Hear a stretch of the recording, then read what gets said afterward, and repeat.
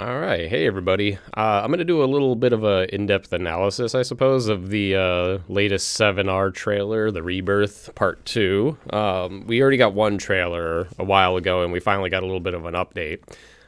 If you're not familiar with my channel, I did do some reviews of 7R Part 1, and I did like the game a lot, so I was interested to see the progress on this trailer. So there were certain things I wanted to see revealed. I think a big one, of course, is to see what direction the story might start taking, because we know, there's going to be differences now. And also if the game was going to have some sort of world map, because we were confined into Midgar in Part 1, which doesn't have a world map. It's just a, big city, basically. But as soon as you get out of Midgar in the original, you have a giant world map where you can go to different places and whatnot. Not a lot's happening on the world map, but it was interesting to see what they might do. And I think I only watched this once during Summer Game Fest, and it looked like it showed a good amount. But I'm gonna rewatch it slower now. Let's go. We're still here at the scene of this terrible disaster, caused by a massive tornado which swept through Sector 0. I guess I don't need captions. Okay, so this is already the first thing that just kind of like slaps you in the face, like out of nowhere, where you're like, wait a minute, like what the heck? I think this immediately, I don't want to get like too crazy into theories, but I mean, we already kind of knew from 7R Part 1's ending that it looked like there was going to be potentially two timelines, and I think this kind of confirms it, because this is, I imagine, what happened if they stayed in Midgar, I guess. 0, 1, and 2. Amidst the wreckage, I think the whole crew is here, which is and rescue a operations little are already weird in to see.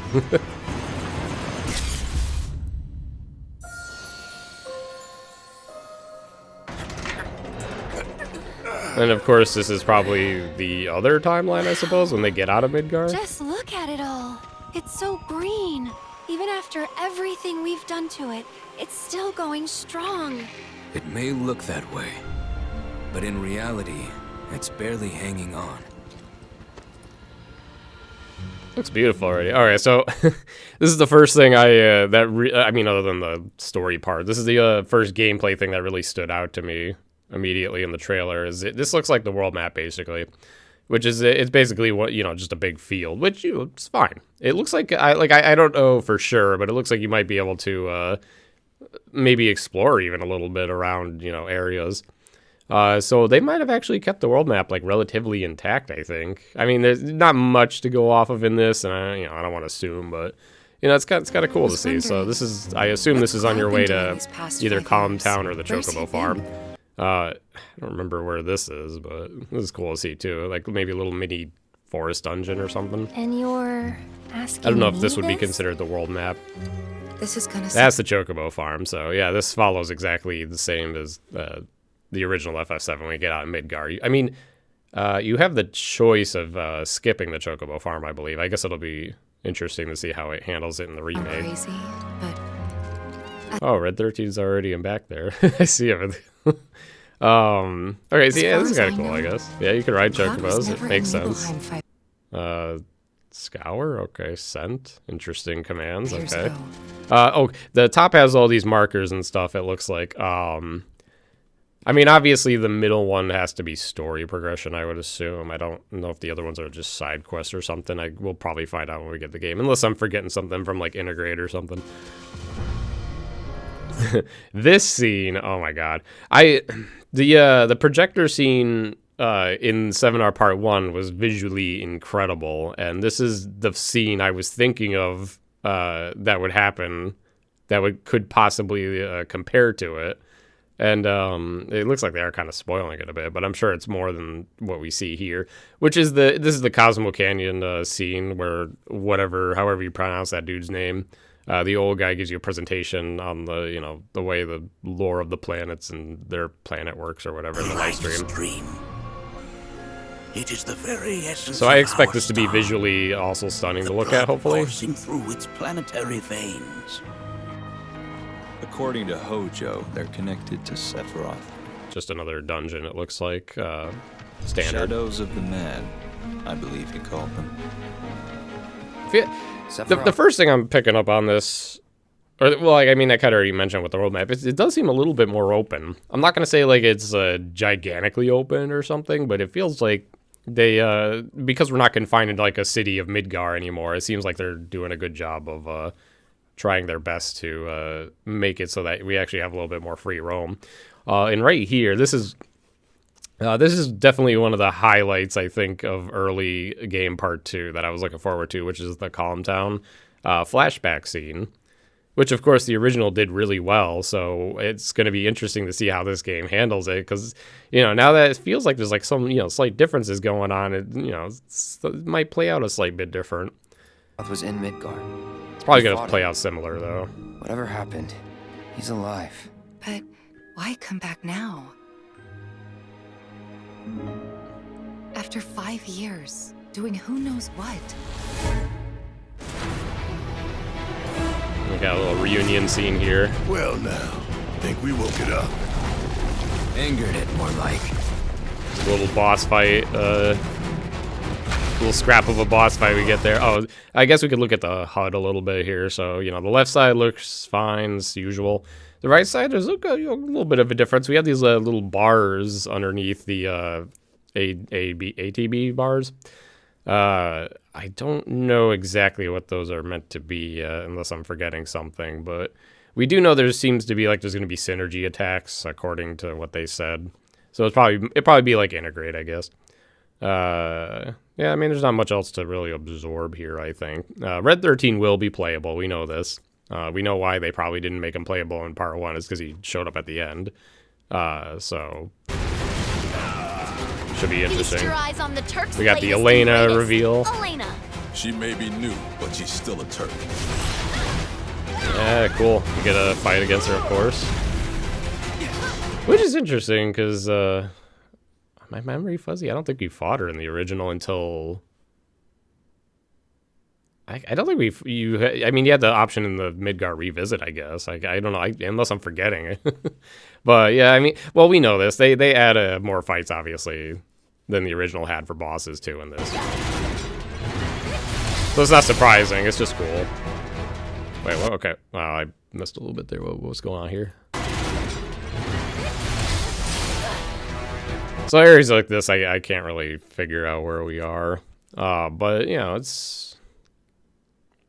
like I said, it feels more open. Like, who knows if we can explore in the back or if there's invisible walls. We won't know until we get, like, either a demo or the game comes out. Looks potentially promising, though. And, of course, visually it looks fine. Anything here?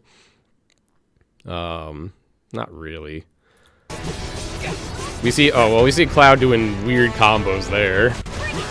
That's strong attack. Okay. That's different. Cool.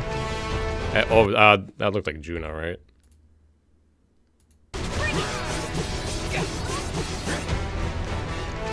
Oh yeah, there's a cannon in the airship, I guess.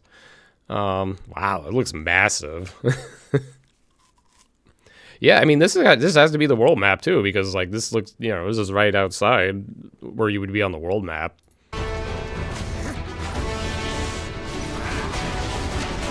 A little bit of Red 13 combat. Vengeance mode, yeah. He looks kind of cool. And this is I guess those are synergy attacks. Let's see that again. We don't have much left in this trailer, so I can slow it down a bit. See, that looks cool. Does it show using anything? Hold on a second. Let's not look again. You can't see them. It's already started before then, so I probably already used the, if it was using those bars at the bottom or something. Yeah, that's cool.